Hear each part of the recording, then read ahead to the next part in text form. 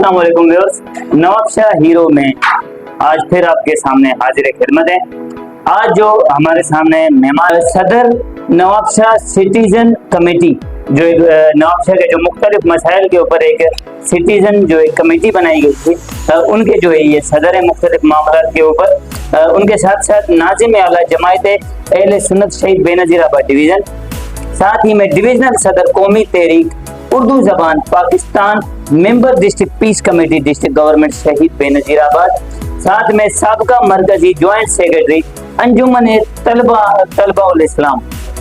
जी viewers, जैसा कि जो हमारे ये मेहमान है आपके सामने, आपने इनको बाय फेस भी जानते हैं, अक्सर सोशल मीडिया पे भी जो है, उनके अलावा जो न सिर्फ सोशल मीडिया बल्कि प्रैक्टिकली अमली भी जो है आपको हमेशा पेश नजर आते हैं। जी हाँ, आपने बिल्कुल दुरुस्त पहचाना, इनका नाम है असलम नूरी साहब। आइए इनसे जो है आपका तारुफ करा दें। जिन लोगों को सिर्फ नाम पता है, जिन्होंने सिर्फ इनको देखा है, आज पर्सनली जो है इनके व्यूज सुनते हैं कि नवाबशाह के बारे में वो क्या कर रहे हैं और उनके जाती राय क्या है। अस्सलाम वालेकुम सर। वालेकुम सलाम। कैसे हैं सर?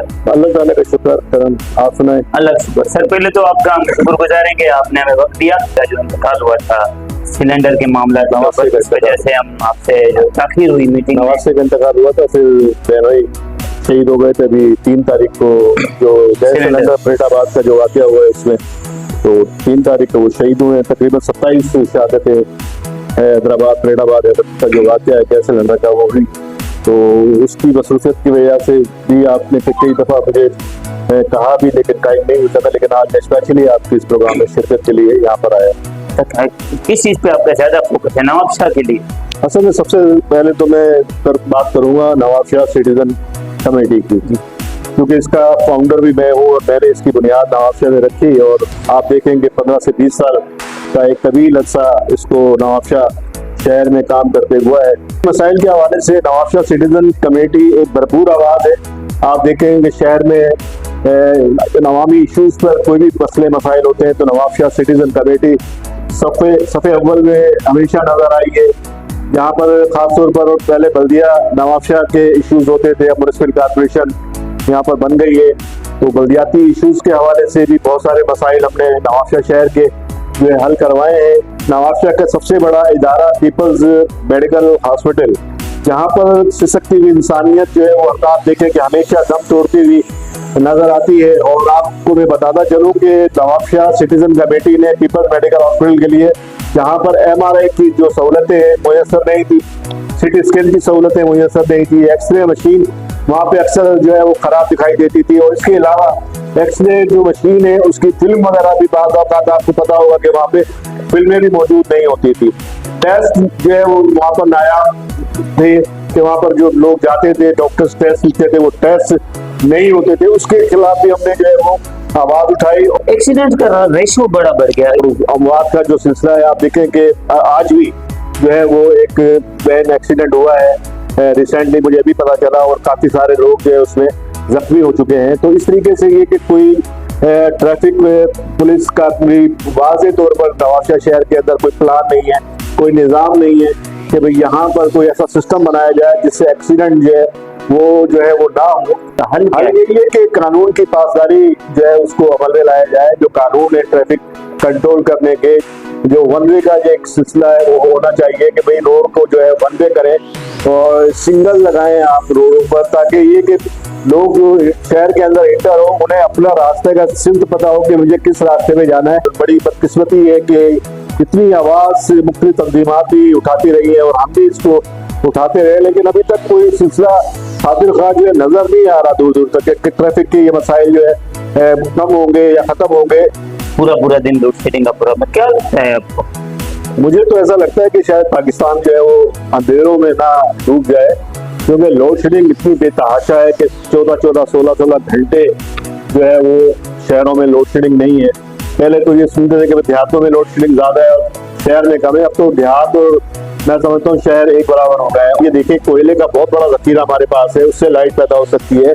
इसके अलावा तरबेला डैम है, बार्सल डैम है, बहुत सारे डैम यहाँ पर मौजूद है।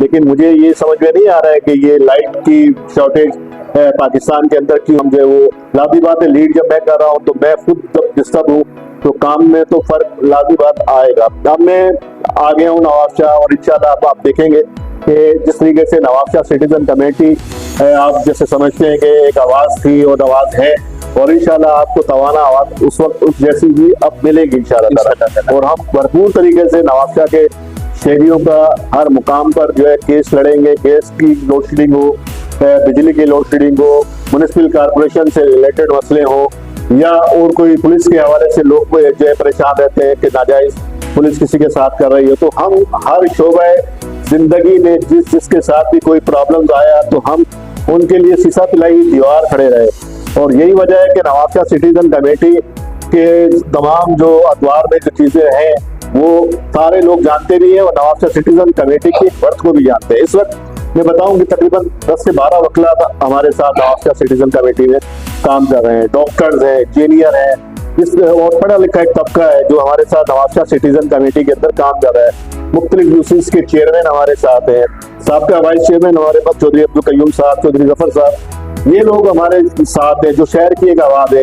क्योंकि इनका ताल्लुक नवाबशाह सिटीजन कमेटी से, तो ये ताजिरों के प्लेटफॉर्म से भी एक आवाज बनते हैं। क्योंकि मैं भी खुद भी नवाबशाह ताजिर इत्तेहाद का वाइस प्रेसिडेंट हूँ और अभी मैंने चैम्बर ऑफ कॉमर्स में भी मेंबरशिप ली है। सीवरेज का जो प्रॉब्लम आजकल है हालिया दिनों में, क्या लगता है इस बारे में कुछ? असल में बात ये कि सीवरेज के जो बोसीदा निज़ाम है, तकरीबन मैं समझता हूँ कि 100% नवाबशाह के अंदर सबसे बड़ा जो प्रॉब्लम है वो सीवरेज का जो है वो नाकिस निज़ाम है। मैंने जो है वो 12 म्युनिसिपल कॉर्पोरेशन के जो मेयर है काजी मोहम्मद रशीद भट्टी साहब, उनके सामने भी जब मीटिंग्स की है और ये फहरिस्त ये मुतालबा रखा है, मैंने सिर्फ उनके सामने 2 ही नवाबशाह शहर के मुतालबे रखे। मैंने कहा एक तो सीवरेज का निज़ाम जो बोसीदा है उसको सही करें ताकि शहर जो है वो साफ सुथरा हो, रोडों पर जो गंदगी है वो साफ हो, और जब सीवरेज का निज़ाम सही होगा तो नवाबशाह शहर के अंदर चाहे कितनी भी बारिश हो, बारिश का पानी भी नहीं रुकेगा और जो गलाजत है वो भी रोड पर नहीं आएगी। लेकिन मैं समझता हूँ कि हमारी सिर्फ आवाज ही तक पहुंची है, लेकिन अमल दरामद अब तक होता हुआ मुझे दिखाई नहीं दिया। बार बार जो विजिट करते हैं लेकिन उनका खातिर खां अभी तक कोई नतीजा जो है वो नहीं निकला है। तो हमारा आज के इस प्रोग्राम में जो नवाबशाह हीरोज के हवाले से जो आपकी काविशें हैं, बहुत माशाल्लाह अमजद गिरोही साहब मेरे साथ बहुत पुराने दोस्त भी है, भाई भी है, तो इन्होंने खासा नवाबशाह के लिए एक आवाज उठाने का ये प्लेटफॉर्म रखा है और हर एक जो है शख्सियत को यहाँ बुला भी रहे हैं और उनके व्यूज भी ले रहे हैं, इंटरव्यू भी ले रहे हैं। तो मैं खराज तहसीन पेश करता हूँ कि आप नवाबशाह शहर की एक आवाज आप भी है। हमारे साथ साथ जरूरी नहीं है कि सिर्फ सोशल मीडिया पर वो तंजीमात या तहरीकें या तंजीमें वही आवाज उठा रही है, बल्कि सबसे ज्यादा तो किरदार जो है वो नवाबशाह हीरो का है। इस लाइफ में कैसे ख्याल आया कि लोगों के लिए कुछ किया जाए, समाजी काम किया जाए? असल में बात यह कि मेरा जो बेसिक ताल्लुक रहा है स्टूडेंट लाइफ में अंजुमन तलबा इस्लाम से रहा है और मैं साबिक मरकजी नाजिम भी रहा हूँ और मरकजी जॉइंट सेक्रेटरी भी रहा हूँ पाकिस्तान का। तो जब मैं पढ़ता था 7th क्लास के अंदर तो मुझे ख्याल आया कि बहुत सारे तलबा स्टूडेंट्स ऐसे हैं जो गुर्बत की वजह से उनके पास पहनने का कपड़ा नहीं है, उनके पास पढ़ने के लिए किताबें नहीं है, उनके पास पढ़ने के लिए जो है फीस नहीं है। तो ये शौक वहाँ से 7th क्लास से मुझे शुरू हुआ और हमने फिर काम अंजुमन तलबा इस्लाम क्योंकि एक प्लेटफॉर्म हमारे पास था, हमने शुरू किया। नवाबशाह शहर के जो मुखिया अफराद से उनसे रिक्वेस्ट की कि भाई इतने स्टूडेंट हैं इस स्कूल में, हमें उनके लिए यूनिफॉर्म का कपड़ा चाहिए। तो हमें खासी लोगों ने इसकी जो है पेजराई भी की और हमें सपोर्ट भी किया। समझता कि हजारों की तादाद में नवाबशाह शहर के जो स्टूडेंट्स हैं उनको फायदा होगा। अब तब से आपने जब से मेरा शौक बढ़ा कि ये तो एक खालिसतन इंसानियत की खिदमत है। क्या लगता है सर कहाँ तक कामयाब हुए आप? मैं अल्लाह ताला का शुक्र है कि मेरी कामयाबी का राज ही जो है हकूकुल इबाद में है। जो अल्लाह ताला ने आखिरत में भी ये सवाल करना है, हकूकुल्लाह के बाद हकूकुल इबाद का सबसे बड़ा एक सवाल है। मैंने अपनी जिंदगी में यही कोशिश की है कि इंसानियत की खिदमत की जाए, इंसान से सकते हुए लोगों के काम आए। लॉकडाउन हुआ और कोरोना की जब सूरत और सैलाब की सूरत भी हुई तो आपने देखा कि हमने जो है वो इतने पानी में जहाँ पर जा सकते थे गए और लोगों के घरों तक पका हुआ खाना भी हमने पहुँचाया और वहाँ पर राशन भी हमने तकसीम किया। कोई ऐसी ख्वाहिश जो आप चाहते हैं कि नवाबशाह में ये चीज हो जाए तो कुछ न कुछ बेहतरी के एक कदम शुरू हो जाएगा? बड़ा नवाबशाह के अंदर जो है वो कहते हैं कि हर ख्वाहिश पे दम निकले। तो ख्वाहिशात तो मैं समझता हूँ कि इंसान करता है, तो कोई एक जो ज्यादा तो मैं समझता हूँ कि अगर नवाबशाह के शहरियों को साफ पीने का अगर पानी मिल जाए, बुनियादी सहूलत, तो ये बहुत बड़ी किस्मत होगी, क्योंकि लोग जो है वो मुख्तलिफ बीमारियों में जो है वो मर रहे हैं, सिसक रहे हैं, और सेवरेज का एक बेहतर निज़ाम हो जाए। तो मेरा बुनियादी तो यही है कि पानी की जो बड़ी सहूलत है वो नवाबशाह शहर के लोगों को मिलनी चाहिए। एक और सवाल मुझे पूछना था कि अक्सर हम देखते हैं अभी कुछ अर्सा पहले ताजिरों ने एक लोड शेडिंग के खिलाफ प्रोग्राम रखा, सियासी लोग भी आए, जो उनके अपना एक किरदार है, जो हिसाब से उन्होंने लोगों से रवायत रखे हुए थे, क्योंकि वो गैर सियासी था तो लोग काफी आए। फिर कुछ दूसरे तंजीमों ने लोड शेडिंग के हवाले से प्रोग्राम था, आज जमायत इस्लामी का प्रोग्राम था।